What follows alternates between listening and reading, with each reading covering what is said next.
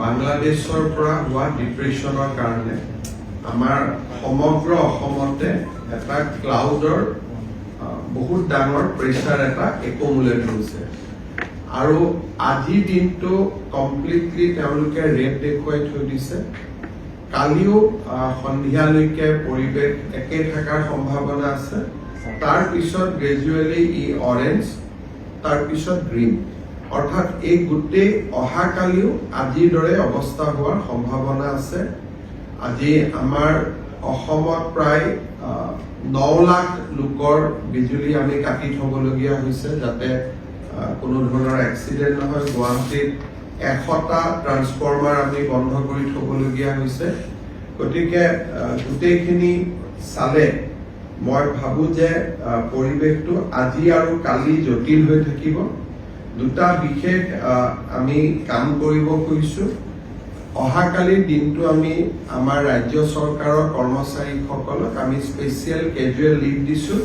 যিসকলৰ কোৱাৰ্টাৰৰ লগতে অফিচ তেওঁলোকে অফিচ কৰিব, কিন্তু যিসকলে দূৰৰ পৰা আহিব লাগে তেওঁলোকে অফিচ কৰাৰ প্ৰয়োজন নাই। কিন্তু যিসকলৰ কোৱাৰ্টাৰ আৰু অফিচ একে তেওঁলোকে ডেফিনেটলি অফিচ কৰিব, আৰু যি দূৰৰ পৰা আহিব লাগে তেওঁলোকে অফিচ কৰাৰ প্ৰয়োজন নাই।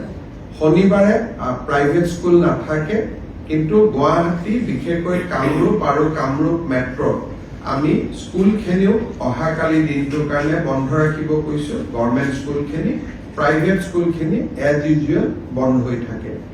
বাকী আমাৰ যিসকলে প্ৰাইভেট প্ৰতিষ্ঠান আদিত কাম কৰে তেওঁলোককো মই তেওঁলোকৰ স্বত্বাধিকাৰীসকলকো অনুৰোধ কৰিম যে যদি কৰবাত দুজনৰ জেগাত এজন মানুহেদি দোকানখন চলাব পৰা যায়, দূৰৰ পৰা অহাজনক অহাকালি দিনটো আমি ছুটি দিলে বেয়া নহয়, কিন্তু আমি চৰকাৰৰ পৰা সেইটো অৰ্ডাৰ কৰিব খোজা নাই।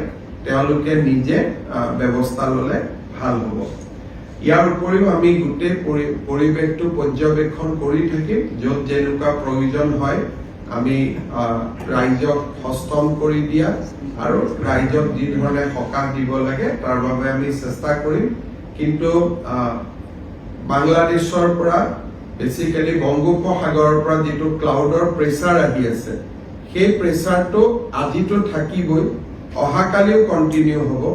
কালি যদি কিবা ৰিভাইজ প্ৰেডিকশ্যন কৰে আমি ডেফিনেটলি আপোনালোকক অৱগত কৰিম।